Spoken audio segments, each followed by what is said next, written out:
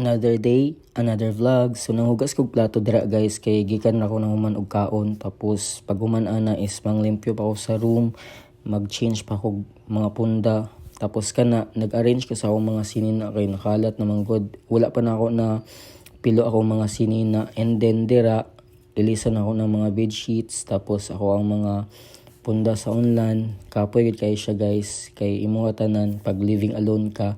So dira gi-arrange na akong kortina kay bag ora pong ilis na akong kortina. So kailangan limpyo gid na akong kwarto permi. So every week galaba ko tanan-tanan mga kortina, habol. Then kana nagkuan ko, naga work from home kay na ako'y side hustle 3 to 5 hours pag day off. Pero pag regular days nga gikan kog duty 2 hours ra akong nakuha. So swerte ra pod kay ko guys no, kay nakakuha kog part-time job. So mauna ako ang mga extra income pang gasto diri sa apartment. Dagko kay akong mga bills guys kung kabalo lang mo. Pero wala ko ga-complain kay gusto na ako, busy ko kada adlaw bago ko matulog. So sa mga nagapangutana dira kung asa na ako nakuha ako ang side hustle, gi-refer ra pod ko ani.